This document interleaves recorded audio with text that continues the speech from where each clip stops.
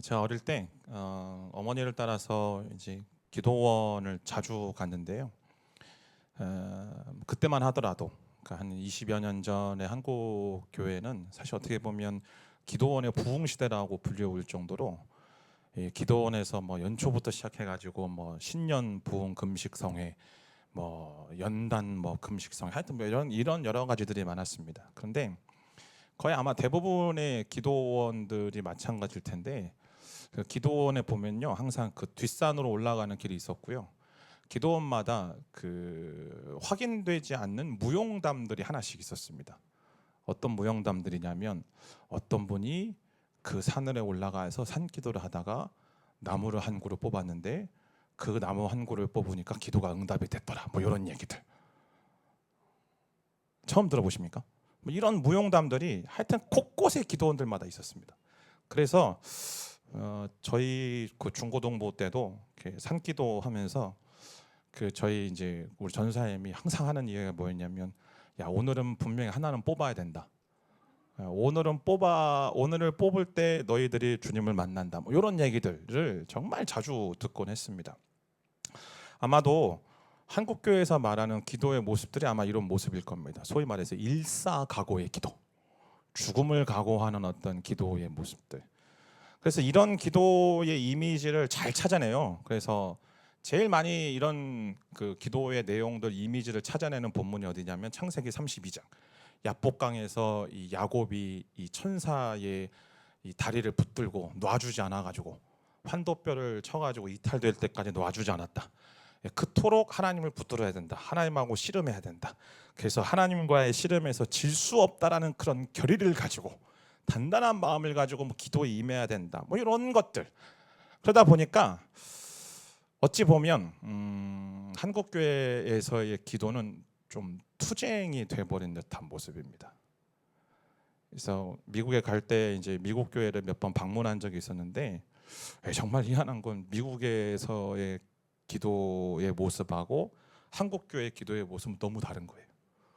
그러니까 좀 이런 표현이 좀 맞을까 모르겠는데 미국 교회에서의 이제 기도의 모습들은 한마디로 나이스합니다. 나이스하게 기도합니다. 굉장히 나이스하게 기도하죠. 뭐 그것이 정답이라는 이야기는 아닙니다. 그러나 이제 한국 교회는 늘상 저도 약간은 아니구나. 저도 약간 그런 좀 그렇지만 톤도 높아야 되고 눈물도 좀 나야 되고 막 땀도 좀 나야 되고 앞뒤로 몸을 흔들어야 되고 막 옆으로 몸을 흔들어야 되고 아마 이런 정도의 좀 몸부림이 있어야 기도가 되어진다라고 생각하는 거죠. 그래서 언젠가 이제 일본 교회 목회자들이 한국 교회를 배우러 왔을 때 한국 교회 기도원 돌아다니면서 제일 배웠던 이제 기도. 도대체 한국 교회 신앙의 그 기도에 대해서 뭘 배웠냐 했더니 기도할 때는 몸을 앞뒤로 흔들어야 됩니다. 뭐 이런 거 배웠다라고 이제 이야기했던 얘기들이 있는데, 그럼 왜 이렇게 기도할까요? 그 이유는 우리가 기도를 하나님께 무엇인가를 요청하는 것으로 오해하기 때문에 그렇습니다. 기도는 언제나 나의 요구를 하나님께 말씀드리는 것이고, 기도의 응답은 내가 원하는 것들을 얻는 것이고, 그래야만 그것이 능력 있는 기도라고 생각하죠. 그러니까 얻지 못하는 이유는, 내가 받지 못하는 이유는 기도하지 않아서고, 기도해도 얻지 못하는 것은 내가 기도에 열심히 노력을 다하지 않았기 때문에, 열심히 기도하지 않았기 때문에 기도해도 얻지 못한다. 그래서 뜨겁게 기도해야 된다. 그렇게 얘기하는 것 같습니다. 근데 이렇게 기도를 말하면 무엇가 문제가 생기는가? 하나님이 성경에서 말씀하고 계시는 그 기도의 본질적인 의미를 변질시킨다라는 거죠. 여러분, 기도는요 어떤 목적으로 무엇을 구하든 상관없이 기도만 하면 다 응답된다, 그렇게 말하는 성경 구절은 단 한 군데도 없습니다. 언제나 우리의 문제가 기도의 내용에 있다라고 생각을 해본 적이 없죠. 우리는 열심히 했냐 안 했냐 거기에만 우리의 그 문제가 있다라고 생각하지 않습니까? 물론 기도 가운데 이 기도의 내용들 속에, 기도의 본질 속에 간구가 없다라는 이야기는 아닙니다. 그러나 간구가 우리의 기도가 전부가 아니라는 것은 기도의 전부가 아니라는 거예요. 그럼 성경이 우리에게 이야기하고 있는 기도의 본질적인 모습은 무엇인가? 기도의 본질적인 내용은 무엇인가? 성경은 무엇보다도 하나님과의 교제, 관계에 대해서 이야기를 합니다. 그래서 기도의 본질은 무엇인가? 하나님과의 교제라는 거예요. 하나님과 대화라는 것이죠. 인격적인 대화가 우리의 기도의 본질적인 내용이고 그것이 본 모습이고 정체성이라고 이야기를 하는 것입니다. 오늘 저와 여러분이 읽으신 본문이 말하는 게 그겁니다. 두 군데 다 마찬가지인데요. 오늘 본문 특별히 창세기 본문 말씀을 보면 아브라함이 소돔과 고모라를 위하여서 담대하게 하나님께 나아가 간구하는데 그 모습이 뒤에도 말씀드리겠지만 마치 자녀가 아버지와 이야기하는 어떤 그런 모습을 담고 있다는 것이죠. 우리가 이 창세기 18장 말씀을 대할 때마다 중보에 대한 이야기를 할 거라고 우리가 생각을 하지만 아니요, 오늘 저는 중보의 이야기가 아니라 그 기도의 내용, 그 기도의 모습들 속에서 아브라함이 어떠한 태도로 어떠한 모습으로 하나님과 함께 같이 나아가고 있는가에 대해서 오늘 좀 말을 해보려고 합니다. 자, 그러면 성경이 말하는 기도란 도대체 뭘까? 첫 번째 기도는 하나님과의 인격적인 대화입니다. 여러분, 오늘 아브라함의 기도의 내용을 보면요, 형식이 아니고 하나님과의 진솔한 대화라는 사실을 오늘 알 수 있습니다. 오늘 본문 23절부터 26절까지 말씀을 함께 같이 읽습니다. 시작. 아브라함이 다가서면서 말했습니다. 주께서는 의인을 악인과 함께 쓸어버리시렵니까?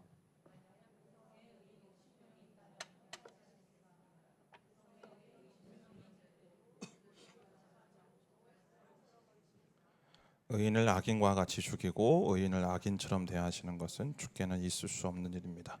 온 세상을 심판하시는 분인 주께서 공정하게 판단하셔야 하지 않겠습니까? 여호와께서 말씀하셨습니다. 내가 소돔성에서 의인 50명을 찾으면 그들을 위해 그 온 땅을 용서할 것이다.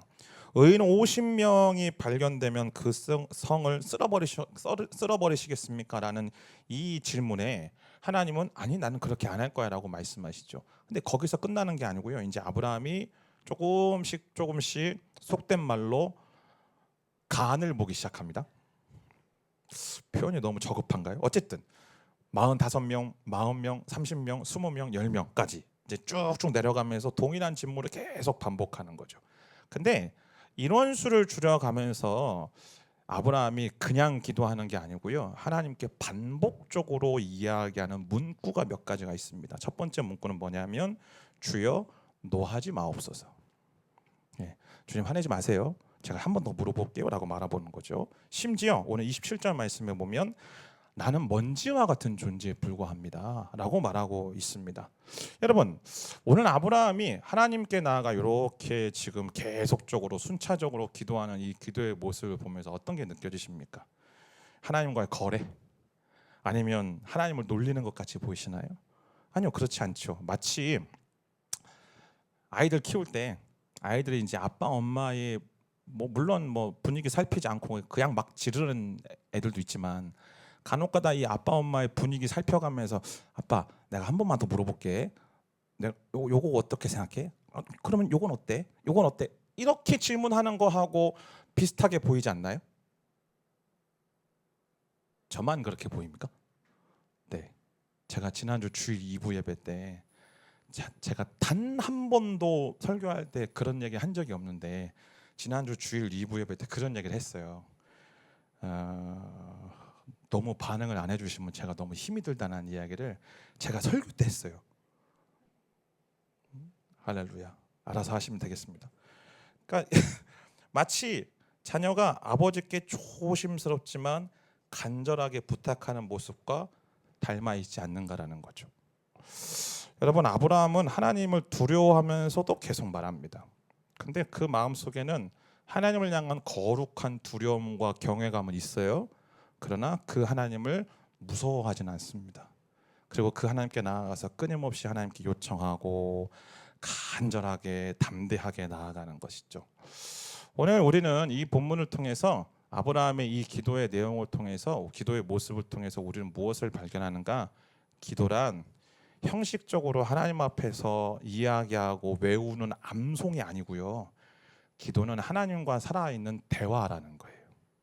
저도 그럴 때가 있는데 기도를 하다 보면 특별히 이제 공중 기도를 하다 보면 이렇게 항상 틀에 박힌 기도를 할 때가 참 많아요.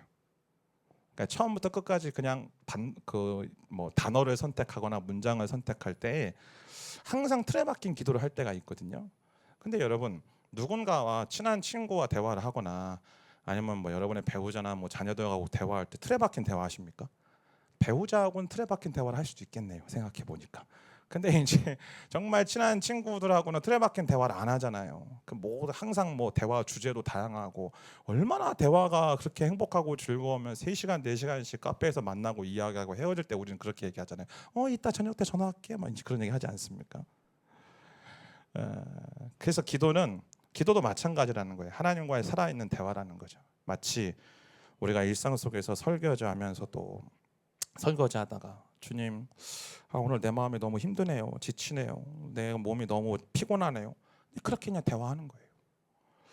자녀를 양육하고 또 자녀를 생각할 때 하나님, 내 아들을 생각하니까 내 딸을 생각하니까 내 자녀의 미래가 내가 좀 걱정이 되네요. 두렵네요. 여러분, 그렇게 기도하지 말라는 이야기가 아니에요. 우리가 그런 기도하면 믿음 없다라고 생각하냐? 아니요. 하나님과 일상적인 대화를 하려면 때로는 그 본질, 그러니까 본래적인 나의 어떤 이 진솔한 이야기들을 해야 되지 않겠습니까? 근데 진솔한 이야기 속에서 우리는 그렇게 말하다 보면 나의 믿음의 정도에 대해서도 내가 체크하게 되는 것이고요. 내가 깨달아지게 되는 것이죠. 또는 실제로 우리는 그런 기도하는 거죠. 주님, 저 사람 때문에 너무 힘들다고, 너무 마음이 어렵다라고. 그런 대화가 바로 기도라는 겁니다. 예전에 어떤 성도님하고 이렇게 좀 이런저런 얘기를 하다가 그분이 그런 얘기를 하시는 거예요. 기도 노트를 저한테 보여주시더라고요. 그래서 기도 노트가 진짜 너무나도 디테일한 기도 제목도 쭉 적어 있어요. 근데 또 시간이 지나도 응답이 없대요. 그래서 이분이 너무 낙심하는 거예요. 때로는 막 5년, 6년씩 막 그 기도 노트를 가지고 기도하는데 너무 낙심하더래요. 그러다가 저랑 이렇게 대화하다가 제가 그런 얘기를 말씀드렸어요. 기도는 하나님께 우리의 마음을 쏟아내는 거라고. 이 기도 노트에 적는 게 중요한 게 아니고 기도 노트에 적은 거 가지고 간절하게 얼마나 간절하게 기도하냐, 그게 중요한 게 아니라 성도님의, 집사님의 마음을 쏟아내 놓으시라고. 그렇게 이제 하신 다음에 이제 그때가 이제 그 유기성 목사님 예수 동행 일기 이제 한참 그 세미나 들을 때였는데 한번 일기를 써보시라고. 왜 일기 쓸 때 우리는 진솔해지잖아요. 그러니까 일기장에다가 내 진짜 마음 쓰고 내 진짜 생각들, 남들한테 보여주고 싶지 않은 진짜 생각들, 진짜 언어들을 막 사용하잖아요. 그렇게 일기장에 써내려가듯이 하나님께 솔직하게 고백하기 시작하는 거예요. 그러니까 기도 노트가 있지만 그 기도 노트에 구애받지 않고 그냥 자기의 솔직한 마음들과 솔직한 생각들과 솔직한 걱정과 근심과 두려움에 대한 분들을 하나님 앞에 정직하게 고백하기 시작했는데, 이분이 그 이후에 한 달 정도 됐나? 다시 오셔가지고 어떤 말씀을 하셨는가? 내 기도가 살아나기 시작했다는 거예요. 기도가 훨씬 살아나기 시작했다는 거죠. 그걸 보면서 또 하나를 깨닫게 됩니다. 하나님은 우리의 진솔한 말을 원하시는구나. 정제되어지지 않아도 상관없어요. 우리는 하나님 앞에서 굉장히 내 언어를 정제해야 되고 내 문장을 굉장히 깔끔하게 정리해야 된다고 생각하는데, 아니요. 하나님은 우리의 진솔한 말을 원하신다는 거거든요. 아니 옛날 조선시대 때는 어땠는지 모르겠지만 오늘날 우리 자녀들이 아버지 어머니한테 와가지고 아버지 어머니 기체후 일양만강하옵시고 간에 두루 평안하시고 간밤에 평안한 잠을 주무셨습니까? 라고 이야기하면 거리감 느껴지잖아요. 아빠 잘 잤어? 엄마 잘 잤어? 막 이렇게 얘기하고 나 배고파. 아빠 맛있는 거 사줘. 이렇게 얘기하면 그냥 사랑 그 자체가 사랑스러운 거 아니에요? 저만 그렇단 말입니까? 그러니까 그런 사랑스러움으로 우리가 하나님 앞에 나아갈 때 하나님은 우리의 그 기도에 귀를 기울이시고 우리의 그 진솔한 말을 듣기를 원하신다는 거죠. 성경에서 수많은 사람들이 이 하나님을 만나는 장소들이 등장을 해요. 근데 우리는 그곳을 거룩한 장소라고 생각하지만 거의 거룩한 장소는 그들에게 있어서 늘 일상적이고 평범한 곳이었다는 사실을 발견하게 되어집니다. 출애굽기 3장에서 모세가 하나님을 만났던 호렙산의 떨기나무요, 그것은요 어떤 특별한 장소가 아니었고요, 모세가 40년 동안 미디안 광에 살아가면서 매일같이 양을 치기 위해서 출퇴근했던 장소예요. 그 출퇴근했던 장소에서 어느 순간 그가 하나님을 만난 것 아니겠습니까? 에스더가 왕에게 앞에 나아가 왕에게 그 정말 기도하면서 청원서를 제출했던 곳도 그가 날마다 왕을 아뢰었던 익숙한 장소였죠. 다니엘이 왕의 명령을 알면서도 기도하였던 그곳은 매일 하루 3번 익숙하게 그가 기도하였던 그의 집이었습니다. 베드로가 예수님을 만나고 제자들이 예수님을 만났던 갈릴리 바닷가요? 특별한 장소입니까? 아니요. 그들의 생계의 장소 아니었습니까? 그들이 어려서부터 뛰어놀았던 장소. 제가 왜 이 얘기를 하는가? 여러분, 일상적인 장소가 순식간에 거룩한 장소로 바뀌는 건 내가 하나님께 나의 일상의 상황들을 가지고 진솔하게 나아갈 때에 그 자리가 거룩한 장소가 되어지는 거예요. 내가 내가 교회에 나와야만, 내가 정해놓은 그 기도의 시간, 기도의 장소에 있어야만 그곳이 거룩한 곳이 되는 게 아니고, 내가 설거지하다가, 내가 운전하다가, 내가 길을 걸어가다가, 내가 또 무언가를 생각하다가, 때로는 내가 뭐 TV를 보다가, 내가 책을 보다가 순간순간 떠오르는 생각들을 가지고 하나님 앞에 기도하기 시작하는 그 장소와 그 시간이 우리에게 거룩한 장소가 되어진 줄 믿습니다. 하나님은 그걸 원하시는 거예요. 그게 기도라는 거죠. 그래서 우리의 일상, 그 가정과 직장과 그 관계 속에서 다양한 감정과 상황들이 있잖아요. 그 모든 것들을 친구처럼 하나님께 말할 수 있다는 것이 우리에게 주어진 하나님의 놀라운 은혜인 줄 믿습니다. 이 은혜를 우리가 받았다면 우리는 그렇게 나아가는 거예요. 하나님께 기도하고 나아가는 것. 두 번째, 기도란 뭘까? 기도는 하나님과의 친밀함을 깊게 하는 시간이라고 저는 생각합니다. 요한복음 15장 7절 말씀입니다. 함께 읽습니다. 시작. 만일 너희가 내 안에 있고 내 말이 너희 안에 있으면 너희가 원하는 것이 무엇이든지 구하라. 그러면 그대로 이루어질 것이다. 잠깐만 띄워주세요. 여러분, 이 말씀을 보면 여러분의 눈에 제일 먼저 들어오는 문장이 뭔가요? 솔직하게 얘기하세요. 제일 먼저 들어오는 문장이 뭐예요? 무엇이든지 구하라. 그러면 그대로 이루어질 것이다. 그렇죠? 그게 우리의 솔직한 심정 아닙니까? 근데요, 오늘 예수님께서 이 문장 속에서 우리가 중요하다고, 우리가 가장 눈에 띄는 그 구절보다도 더 중요하게 여기시는 게 뭐냐? 만일 너희가 내 안에 있고 내 말이 너희 안에 있으면, 그거예요. 바꿔 얘기하면 우리의 기도가 응답되어지는, 우리의 기도가 하나님께 받아들여지는 가장 중요한 통로가 무엇인가? 우리가 하나님 안에 있는 거예요. 우리가 주님 안에 있는 거예요. 주님과 우리가 깊은 사귐 속에 있을 때에 우리의 기도가 하나님께 받아들여진다는 거죠. 때문에 기도는 나 중심이 아니고 하나님께 뿌리내는 하나님과의 교제라는 말을 하나님이 또다시 말씀하시는 겁니다. 자, 근데 오늘 이 15장 7절 말씀에 보면 만일 너희가 내 안에 있고라는 말과 너희가 내 안에 있고라는 말과 내 말씀이 너희 안에 있다라는 말이 다른 의미가 아니라 같은 의미예요. 자, 잘 보세요. 만일 너희가 내 안에 있으면, 그리고 나의 말이 너희 안에 있으면 같은 의미라는 것은, 왜 하나님께서 이 기도에 대해서 이야기를 하며 또 우리가 하나님과의 사귐이라고 얘기하고 그 친밀함에 대해서 이야기할 때 도대체 말씀이 무슨 상관인가? 여러분, 하나님이 무엇을 통해서 우리에게 다가오십니까? 말씀을 통해서 다가오시죠. 하나님은 말씀을 통해서 자기 자신이 누구이신지를 계시하시고요, 말씀을 통해서 우리 가운데 다가오십니다. 그 말씀으로 다가오시는 하나님께 응답하는 우리의 방법이 뭐냐면 그게 기도예요. 때문에 기도는 말씀에서 출발해서 말씀으로 돌아가는 운동이, 무브먼트가 기도입니다. 말씀 안에 거할 때 우리의 기도가요, 응답의 길을 열게 되는 거예요. 다시 말씀드리지만 내가 1시간, 2시간 기도하는 게 중요한 게 아니에요, 여러분. 내가 눈물을 흘리면서 눈물 콧물 다 쏟으면서 막 열과 성의를 다해서 막 진짜 막 진을 쏟아가면서 기도하는 게 우리의 응답받는 기도가 아니라, 오늘 주님 말씀하시잖아요. 너희가 내 안에 있고 내 말이 너희 안에 있으면 그 기도가 응답되어진다는 사실을. 그러니까 우리의 기도는 이 말씀과 기도의 상호작용 속에서 완전해지는 겁니다. 때문에 말씀 없는 기도는 공허할 수밖에 없습니다. 또한 기도 없는 말씀은 메마를 수밖에 없어요. 그래서 우리의 기도는 말씀에 근거하여서 말씀 안에서 기도해야 되는 것이고, 내가 말씀을 배우고 말씀을 묵상했다라면 반드시 그 이후에 행해야 되는 것은 기도임을 우리 가운데 말씀하는 거죠. 하나님은 말씀으로 먼저 우리에게 말씀하십니다. 기도는 그 말씀에 대한 우리의 응답입니다. 때문에 기도는 언제나 하나님이 먼저 말씀하셨다는 전제 속에서 출발하는 거예요. 성령께서 말씀을 깨닫게 하시고 그 깨달음이 우리의 언어가 되어지는 것이죠. 우리의 기도의 언어가 되어지는 겁니다. 로마서 8장 26절 말씀을 보면 성령께서도 우리의 연약함을 도와주십니다. 우리는 마땅히 무엇을 기도해야 할지 알지 못하지만 오직 성령께서 친히 말할 수 없는 탄식으로 우리를 위해 간구하십니다 라고 되어 있습니다. 성령님이 우리의 기도를 도와주세요. 근데 요한복음 14장부터 시작해서 요한복음 17장까지의 말씀에 예수님께서 우리에게 보내주시겠다고 하신 그 보혜사 성령께서 하시는 가장 중요한 일이 무엇인가? 우리로 하여금 말씀을 생각나게 하신대요. 그리고 그 말씀을 생각나게 하시고 말씀을 깨닫게 하신다라는 거예요. 때문에 여러분, 우리의 기도는요 어떻게 성숙되어져야 가는가?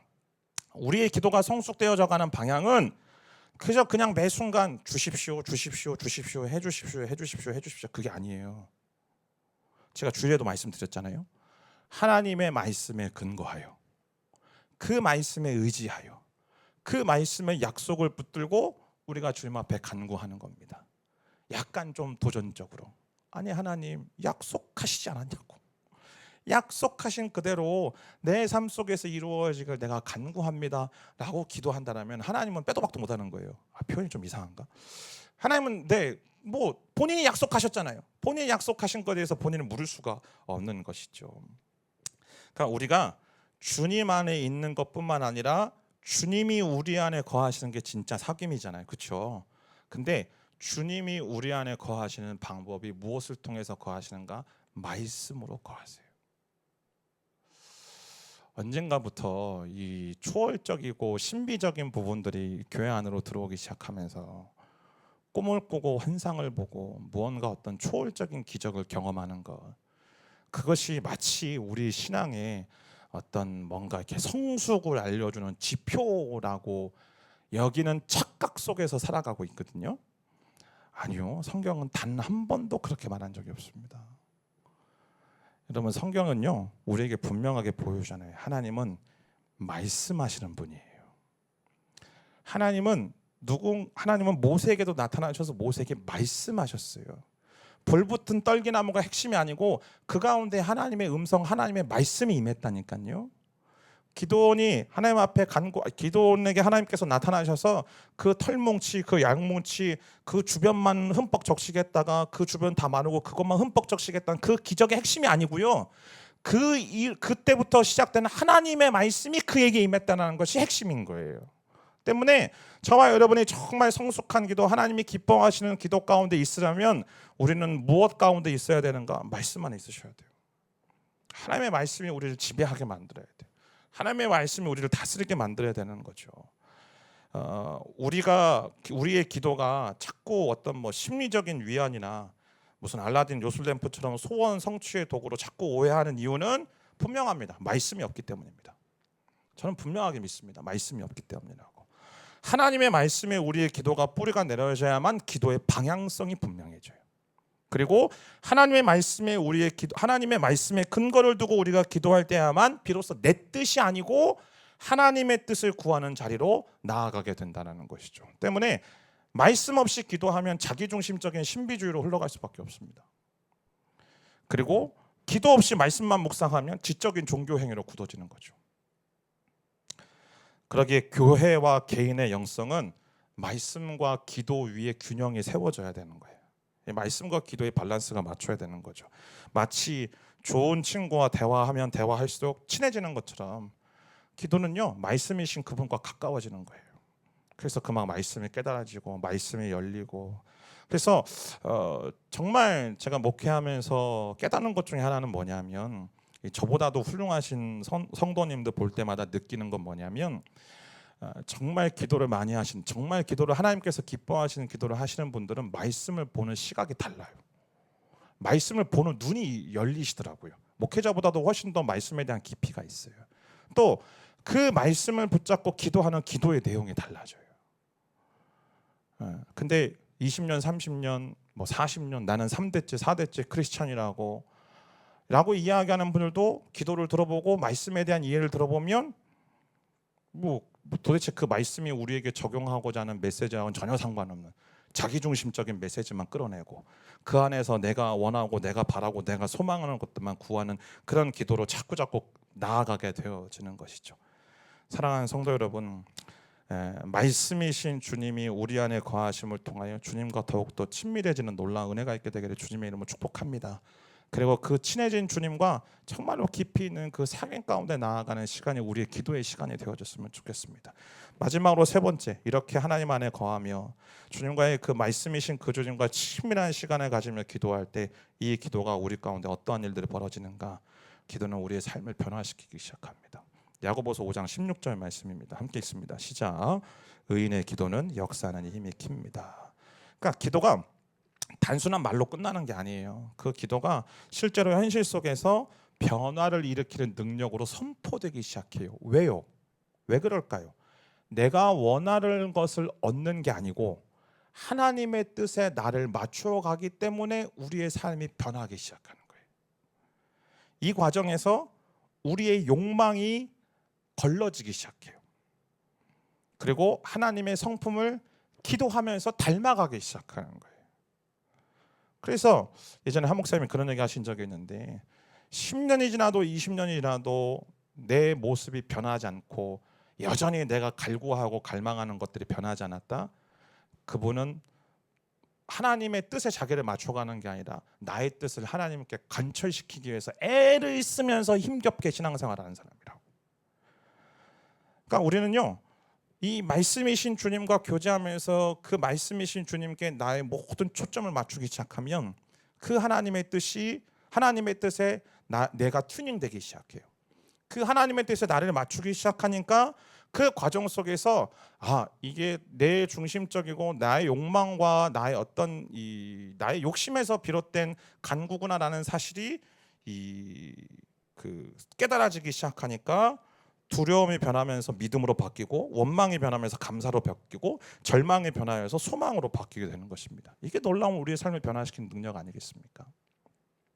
뿐만 아니라 기도 가운데 성령께서 우리의 마음을 새롭게 하시는 거예요. 말씀드렸던 것처럼 말씀을 기억나게 하시고 그 기도 속에서 우리의 생각만 바꾸시는 게 아니라 성품만 바꾸시는 게 아니라 우리의 의지를 변화시킵니다. 우리의 의지를 변화시키셔가지고 하나님의 뜻대로 순종하고 살아갈 수 있도록 우리를 이끄시는 거예요. 할렐루야. 그게 기도의 능력이에요. 그래서 다음 주에 이제 우리 전사님이 그 얘기 하시겠지만 우리가 마지막에 기도할 때 예수님의 이름으로 기도합니다라고 기도 마치잖아요. 그렇죠?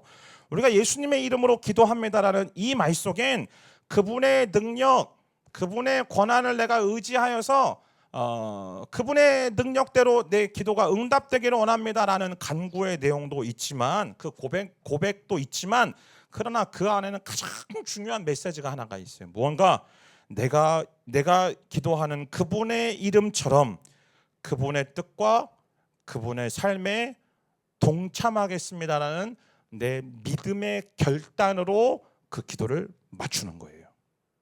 무슨 얘기인가? 내가 기도했다면 하나님 내가 기도한 대로 살겠습니다라고 고백하는 것이 예수님의 이름으로 기도합니다라는 그 고백 속에 담겨져 있는 것입니다.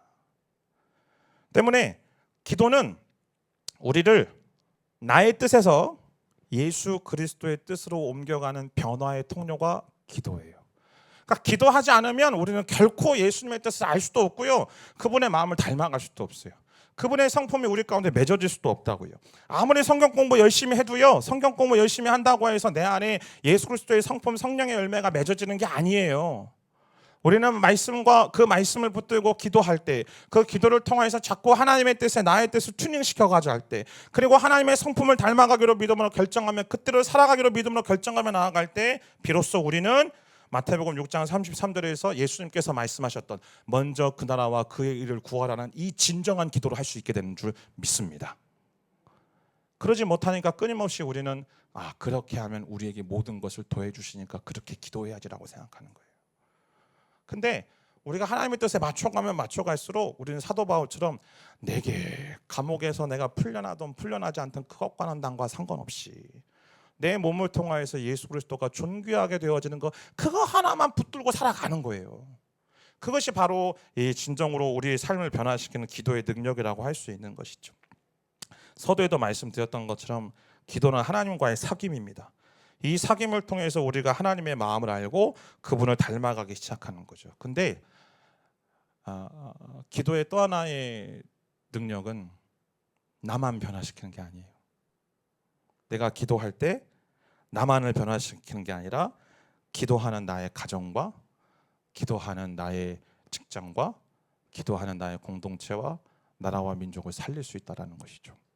오늘 아브라함 보십시오. 아브라함의 기도가 자신을 위한 기도는 아니었잖아요. 근데 자신을 위한 기도가 아니었는데 그의 기도를 통하여서 롯과 그의 가족이 구원을 받은 것 아닙니까?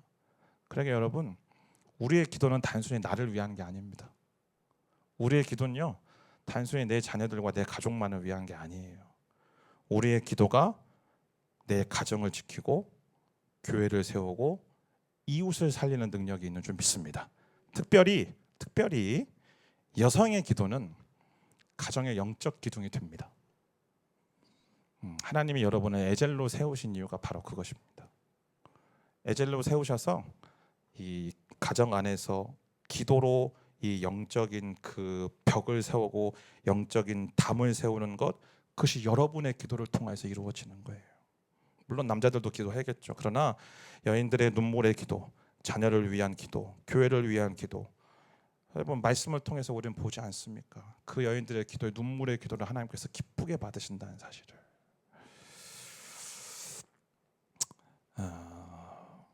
기도는 하나님과 인격적으로 사귀는 겁니다. 말하자면 하나님을 사모하면서 지속적으로 하나님을 만나는 거예요. 마치 사랑하는 사람을 만나기를 애달파하는 그런 마음으로 마음과 영혼을 열고 하나님과 소통하는 거죠. 단순히 말로만 하는 게 기도가 아닙니다. 때로는 우리가 찬양으로, 또 침묵으로, 눈물로, 아니면 격렬한 감정을 가지고 통해서 소통하는 것이 기도인 거죠. 그래서 기도가 깊어지면 깊어질수록 기도자는 하나님에 대해서 더욱더 깊이 알아가게 되고 하나님을 더욱더 뜨겁게 사랑하기 시작합니다.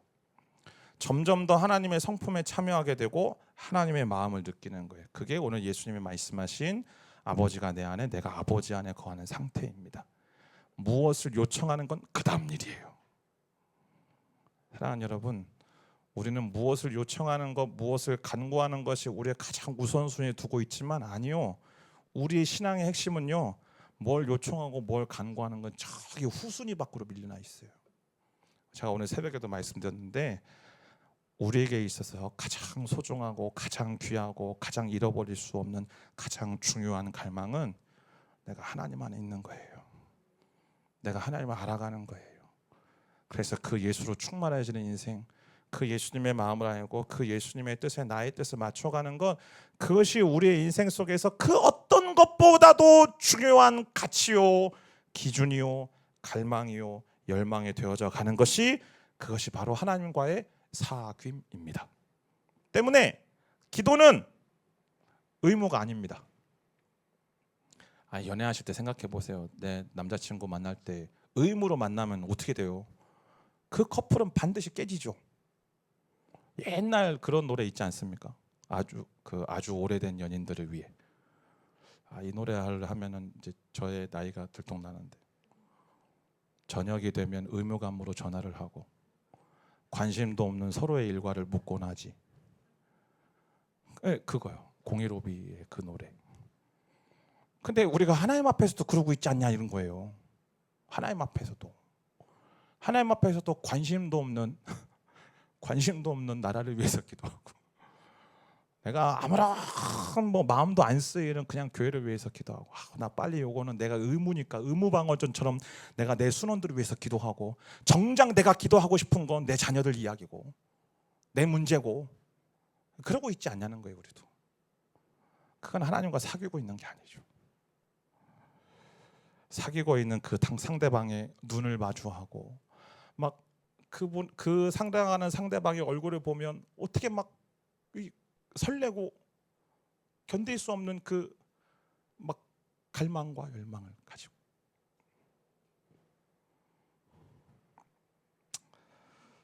생각해 보십시오. 여러분의 자녀들이 여러분에게 와가지고, 요새 저희 딸이 좀 그러고 앉아 있는데, 정말 아빠 나 용돈 필요해, 용돈 좀 줘 하고 나서 전화를 뚝 끊어버려요. 지 할 얘기만 하고 끊는 거죠. 정말 속 뒤집어집니다. 혹시 여러분의 자녀는 어떠십니까? 근데 우리가 하나님 앞에 그러고 있지 않습니까?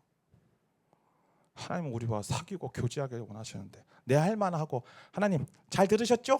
오케이 난 갑니다 하고 그냥 가는 거죠. 만약에 우리의 기도가 늘 이런 식이라면 하나님의 마음은 어떠실까? 물론 하나님은 우리의 필요를 채우시는 분입니다. 맞습니다. 그건. 하지만 그것보다도 더 원하시는 건 우리와 교제하시고 우리와 사귀시고 우리 안에 거하기를 원하시는 분이 우리 아버지라는 거예요. 사랑하는 여러분, 기도는 하나님께 무엇을 얻기 위한 쇼핑 목록이 아닙니다. 기도는 주님과의 사랑의 속삭임이고 그분 안에 거하는 삶의 호흡이어야만 합니다. 그래서 제가 좀 도전을 하려고 합니다. 어떤 도전을 하려고 하냐면 긴장하지 마세요. 뭐 새벽기도 나오라 그런 얘기 아니니까. 여러분의 바쁜 일상 속에서 짧은 기도를 한번 하나님께 드려보십시오. 말씀드렸잖아요. 뭐 설거지 하든 뭘 하든지 간에 생각나는 것들 또 마음의 어떤 상태들을 가지고 하나님 앞에 한번 기도해 보십시오. 하나님 내가 이렇습니다. 내 마음이 이렇습니다. 내 생각이 이렇습니다. 그저 마치 그냥 내 친구에게 편하게 이야기하듯이 또 내 사랑하는 가족에게도 편하게 이야기하듯이 그런 어떤 짧은 그런 시간들 속에서 정말 속삭임 같은 그 기도를 자주 드리기 시작하면 분명한 건 그 짧은 기도가 모여져서 우리 안에 깊이 있는 시간들이 생기기 시작합니다. 제가 최근에 이제 한 달 정도 된 것 같은데 허리가 조금 괜찮아지고 나서 좀 제가 이렇게 삶의 루틴들을 좀 바꿔가기 시작하고 있거든요. 그래서 어떻게 루틴을 좀 바꿔가고 있냐면 아침에 이제 새벽기도가 끝나고 제가 이제 항상 그 우리 사모님을 집에 모셔다 드려야 되기 때문에 집에 갔다가 이제 다시 출근하는 이제 그런 루틴에서 제가 요새 안 갑니다. 집에 안 가고 새벽 끝나고 제가 영상 올리고 다시 본당으로 와서 기도하고 그러고 나서 제가 이제 동네 한 바퀴를 뛰기 시작했습니다. 동네 한 바퀴를 뛰면서 제가 천천히 뛰거든요. 저는 이제 잘 못 달리니까. 근데 천천히 뛰니까 되게 좋더라고요. 머리 아무 생각이 안 나요. 그러니까 천천히 뛰니까 힘들지가 않으니까 머리에 이게 이렇게 생각들이 시작하니까 기도가 되더라고요. 이제 러닝이라고 표현하기 좀 그래. 조깅을 하면서 그냥 생각나는 것 가지고 그냥 기도하면서 이제 하나님과 대화하면서 지금 달리기 시작하고 있는데 그게 제가 왜 그걸 했냐면 그 대한민국 모든 남자들의 공공의 적 중에 한 명이 이제 현 씨가 그분이 러닝에 정말 사랑하시는 분이거든요. 자기는 러닝을 하루에 1시간 반씩 뛰면서 그때 기도한다는 거예요. 그때 기도하고 자기 기도 부탁했던 사람들 기도 부탁하고 자기가 지금 섬기고 있는 모든 사역들과 선교단체들 위해서 기도한다라고. 제가 그게 어느 순간 그냥 지나갔다가 그게 푸뜩 생각나가지고 그게 좋은 방법이겠다. 근데 너무 좋아요. 여러분 뛰면서 기도하라는 얘기는 아니에요. 그런 얘기는 아니고 그냥 단지 내 짧은 기도의 습관들을 한번 만들어 보시라는 거예요. 내 삶의 현장 속에서 뭐 반드시 시간을 정해놓고 필요해요. 그것도 시간을 정해놓고 공간을 정해놓고 기도하는 것도 정말 중요한 일이에요. 근데 그것 말고 내 일상의 삶 속에서 그냥 생각날 때마다 떠오를 때마다 하나님께 기도하고 말을 하고 대화하고 그러면 그 하나님이 내게 인식되기 시작해요. 그 하나님이 느껴지기 시작한다고요. 그리고 더 중요한 건 나의 필요를 구하기 전에 하나님 오늘 나의 인생 속에서 나를 향한 주님의 뜻은 무엇입니까? 오늘 내 자녀들을 위해서 기도할 때 하나님 우리의 자녀들을 향한 하나님의 뜻은 무엇입니까? 그렇게 첫 출발을 거기에 두고 기도하기 시작하면 우리의 기도의 내용이 변하기 시작할 겁니다. 이런 놀라운 기도의 은혜가 있을지어다. 아멘.